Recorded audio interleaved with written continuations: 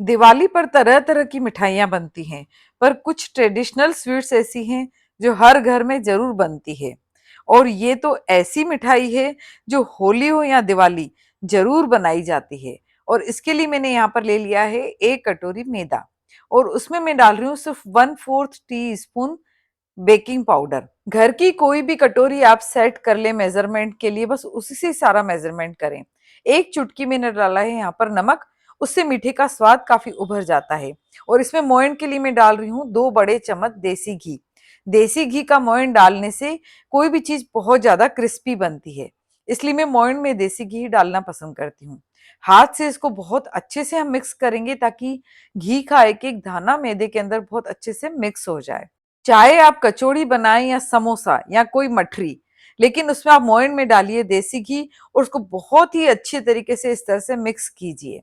ये 2 ट्रिक से आपकी वो चीज बहुत ही ज्यादा क्रिस्पी बनेगी और स्वादिष्ट बनेगी। अब हम इसमें थोड़ा थोड़ा पानी डालते हुए इसका एक डो तैयार कर लेंगे।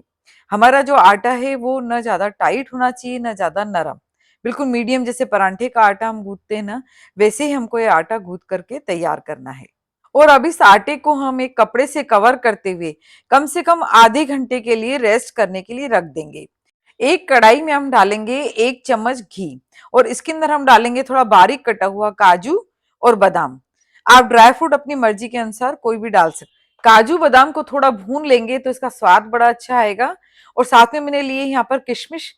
किशमिश थोड़ी बड़ी थी इसलिए मैंने उसके छोटे छोटे टुकड़े कर लिए हैं। अब इस किशमिश को भी थोड़ा सा हम भून लेंगे। और उसके बाद हम डाल रहे हैं यहाँ पे 2 टेबल स्पून नारियल का बूरा। नारियल का बूरा भी आप अपनी मर्जी के हिसाब से थोड़ा कम ज्यादा कर सकते हैं, और अगर नहीं खाते हैं तो इसे स्किप भी कर सकते हैं, लेकिन इस रेसिपी में नारियल का बूरा बहुत अच्छा लगता है। अब इसमें हम डालेंगे करीबन 150 ग्राम मावा। आप घर का मावा बना करके भी इसको बना सकते हैं। मावे को भी धीमी आंच पर 4 से 5 मिनट भून लेंगे हम। जब अच्छे से ड्राई फ्रूट और मावा मिक्स हो जाए तब हम इसको एक प्लेट में निकाल लेंगे ठंडा करने के लिए। शक्कर अभी हम नहीं डाल रहे हैं, शक्कर इसके ठंडे होने के बाद हम डालेंगे। थोड़ा सा डाल रहे हैं इलायची पाउडर, और इसको भी बहुत अच्छे से हम मिक्स कर लेंगे। प्लेट में निकालने के बाद जब मिश्रण ठंडा हो जाए तब इसमें हम 2 चम्मच डालेंगे शुगर पाउडर। आप चाहें तो यहाँ पे शक्कर का बूरा भी यूज कर सकते हैं। बहुत अच्छे से मिक्स करके इसको एक साइड हम रख देंगे। तो इस वीडियो में आगे बढ़ने से पहले आप हमारी वीडियो को लाइक और शेयर कर दीजिए। और अगर आप न्यू हैं तो चैनल को फटाफट सब्सक्राइब करके बेल आइकन प्रेस करने के बाद ऑल बटन जरूर एक्टिवेट कर लीजिए, क्योंकि आटे को अब हम निकाल लेंगे और इसको बहुत अच्छे से हम हथेली से ताकत देते हुए मसल मसल करके सॉफ्ट कर लेंगे। देखिए एकदम एक सार और सॉफ्ट हो गया है आटा। और अब हम इसमें से छोटी छोटी लोइयां तैयार कर लेंगे। हम छोटी छोटी एक जैसी लोइयां पहले से तैयार करके रखेंगे, तो इस मिठाई के सभी पीसेस एक जैसे बनेंगे और हमारी मिठाई देखने में बहुत सुंदर लगेगी। अब तो आप समझ गए होंगे कि हम क्या बना रहे हैं। हम होली दिवाली पर बनाई जाने वाली फेमस मिठाई ये चंद्रकला बना रहे हैं। चंद्रकला खाने में बहुत ही स्वादिष्ट होती है। बाहर से ये क्रिस्पी और अंदर से जूसी जूसी होती है बिल्कुल। एक बार आप इस त्योहार में इसे जरूर बनाइए।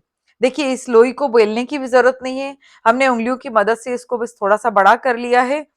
एक लोई की किनारियों पर लगाएंगे हम थोड़ा पानी, और हमने जो मावे की फिलिंग बना के रखी थी उसको हम रखेंगे बीच में।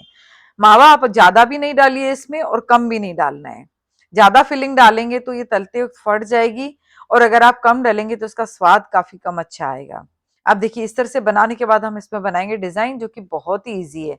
मैं डिटेल में आपको थोड़ा बताती हूँ। इस तरह से इसको पिंच कीजिए और तिरछा ऐसे अंदर की तरफ इसको मोड़िए, फिर दोबारा पिंच कीजिए और फिर तिरछा इसको अंदर की तरफ मोड़िए, और बस फटाफट से ये डिजाइन बनकर के तैयार हो चुकी। बहुत इजी है ये डिजाइन बनाना।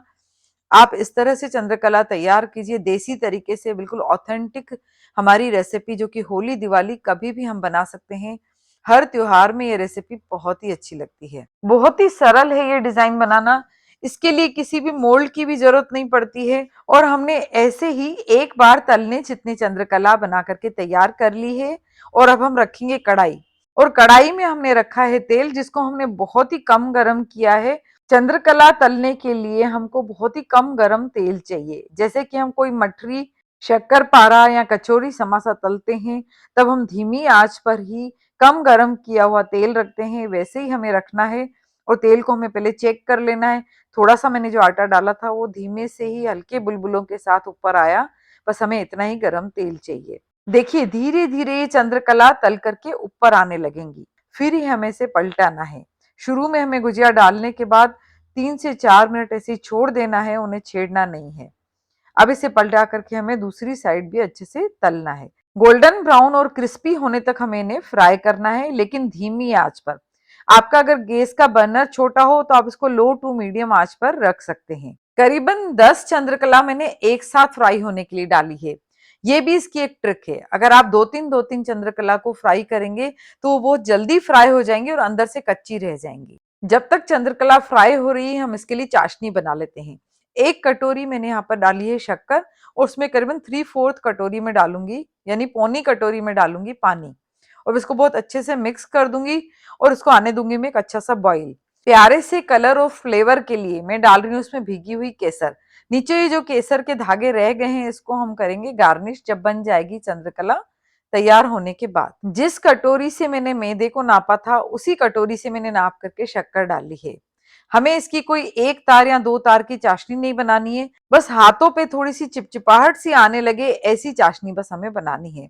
अगर हमने 1 तार की चाशनी बना लेंगे तो उसमें जैसे ही हम गरम गरम चंद्रकला डालेंगे तो वो चाशनी ज्यादा गाढ़ी हो जाएगी और फिर शक्कर के रूप में चंद्रकला के ऊपर जम जाएगी। बस 3 से 4 मिनट हमको इसको अच्छे से बॉईल करना है। आप चाहें तो यहाँ पर 2-4 बूंद नींबू के रस की डाल सकते हैं। धीमी आंच पे हमारी चंद्रकला अच्छे से फ्राई हो रही है। अब इसको हम पलटा देंगे ताकि दूसरी तरफ से भी अच्छे से ये फ्राई हो जाए। बस हमें डार्क ब्राउन कलर इसका नहीं करना है, इस बात का हमें ध्यान रखना है। देखिए 10 से 12 मिनट फ्राई होने के बाद चंद्रकला में एक बढ़िया सा प्यारा गोल्डन कलर आ गया है और अब हम इसे निकाल देंगे। देखिए हमें बहुत ज्यादा इसको नहीं तलना है क्योंकि इसकी गर्माइश पे भी ये थोड़ा कलर इसका बाद में डार्क हो जाता है। अब हम एक चौड़े से बर्तन में इसको निकाल लेंगे। ये मैं आपको ट्रिक बता रही हूँ कि कैसे चाशनी इसमें डाली जाए ताकि कम चाशनी में ये चंद्रकला बन के तैयार हो। हमें इस तरह से करछी से चाशनी इसके ऊपर डालनी है। चंद्रकला तेज गरम है इसलिए चाशनी जो हमारी है वो थोड़ी गर्म होनी चाहिए। हमें दोनों में से कोई भी एक चीज तेज गरम लेनी है और एक चीज हल्की गरम। इस तरह से हम चाशनी इसके ऊपर डाल देंगे और अल्टा पलटा के इसको बहुत अच्छे से चाशनी में सोक कर लेंगे। हमें इन्हें चाशनी में ज्यादा देर नहीं रखना है, 3 से 4 मिनट में हम इनको निकाल लेंगे, नहीं तो ये सोगी हो जाएंगी। अब हम दूसरी बनी हुई हमारी चंद्रकला भी तेल में डालेंगे और इनको भी गोल्डन ब्राउन होने तक हम फ्राई कर लेंगे। दिवाली हो या होली, उसमें गुजिया भी बहुत बनती हैं और हमारी चैनल पर आपको गुजिया की 2-3 रेसिपीज मिल जाएंगी। आप हमारी चैनल को विजिट कीजिए और सभी रेसिपीज का आनंद लीजिए। 3 से 4 मिनट के बाद हम चंद्रकला को चाशनी में से बाहर निकाल लेंगे और उसी प्रोसीजर से हम दोबारा तली हुई चंद्रकला को भी चाशनी में डिप करेंगे। यहाँ पर इन्हें हम चांदी के वर्क से डेकोरेट कर रहे हैं। आप चाहें तो इसको पिस्ता और केसर की पत्ती से भी डेकोरेट कर सकते हैं। दिखने में बहुत ही ज्यादा खूबसूरत लग रही है लेकिन खाने में तो ये और भी ज्यादा स्वादिष्ट है। आप इसे एक बार जरूर त्योहार में बनाइए और खाइए। आप हर त्योहार में इसे बनाएंगे, ये मेरी गारंटी। देखिए आप सुन सकते हैं इसकी आवाज, ये बहुत ही क्रिस्पी बनी है और अंदर से जूसी भी बहुत है। आपको अगर हमारी ये रेसिपी पसंद आ रही हो तो प्लीज हमें कमेंट करके अपना फीडबैक जरूर दीजिएगा। चलिए फिर जल्दी ही मिलते हैं एक नई रेसिपी के साथ नए वीडियो में। Thank you.